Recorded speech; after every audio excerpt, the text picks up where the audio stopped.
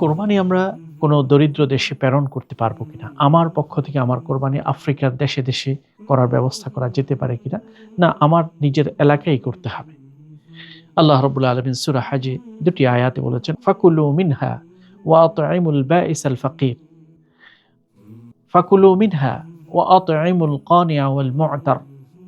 তুমি কোরবানি গোশত থেকে নিজে খাও এবং দরিদ্রদেরকে খাবার দাও।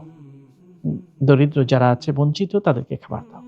সেই হিসেবে আমাদের চতুর্দিকে যদি অভাব না থাকে, বিশেষ করে যারা ইউরোপে আছেন, আমেরিকাতে আছেন, তারা হয়তো সেই জায়গাগুলোতে তেমন অভাব নেই।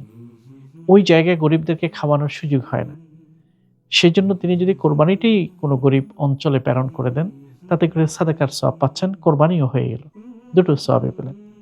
এজন্য এটা উত্তম হতে পারে। তবে যাদের পরিবারে কয়েকজনের উপর কোরবানি ওয়াজিব, এরকম যদি পরিবার থাকে, একটি নিজের এলাকায় নিজেদের খাবারের জন্য রাখা দরকার এবং অন্যগুলো গরিব দেশে প্রেরণ করা দরকার। তাহলে দুটোর উপরেই আমল হয়ে গেল যে আমি নিজেও খেলাম, আল্লাহ বলছেন ফাকুলু মিনহা, তুমি নিজে খাও, ও আত'ইমুল বাঈসাল ফাকির, এবং দরিদ্র বঞ্চিতকে খাবার দাও। দুটোই আমল হয়ে গেল। তাছাড়া রাসূলুল্লাহ সাল্লাল্লাহু আলাইহি ওয়াসাল্লাম শুরুতে বললেন, তোমরা ৩ দিনের বেশি কোরবানির গোশত রাখতে পারবে না। পরে আবার তিনি ব্যাখ্যা করে বললেন, কেন? কারণ অনেক দরিদ্র মানুষরা এলাকায় আসছে। তাদেরকে খাবার দেওয়ার জন্য উৎসাহিত করার জন্য আমি নির্দেশ দান করেছি। পরবর্তীতে রাসূলুল্লাহ এই নির্দেশকে উদ্ধৃত করে বলেছেন, এখন তোমরা আরো বেশি দিন খেতে পারো কোরবানির গোশত।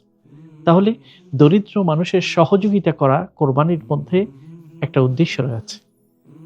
আর এই উদ্দেশ্যটা পরিপূর্ণ করার জন্য আমরা যদি যেকোনো মুসলিম অঞ্চলে দরিদ্রদের জন্য প্রেরণ করি, তাতে করে ভ্রাতৃত্বের একটা পরিচয় বহন হয়। আমি শুধু নিজের কথাই চিন্তা করি না, বরং মুসলিম উম্মাহ দেশে দেশে যারা দারিদ্র্যের কষাঘাতে আছে, কষ্টে আছে, ক্ষুধার্ত আছে, অভাবী আছে, তাদের জন্য আমার কিছু চিন্তা আছে। নিশ্চয়ই আল্লাহর কাছে এই কাজটি অত্যন্ত প্রিয় হবে ইনশাআল্লাহ।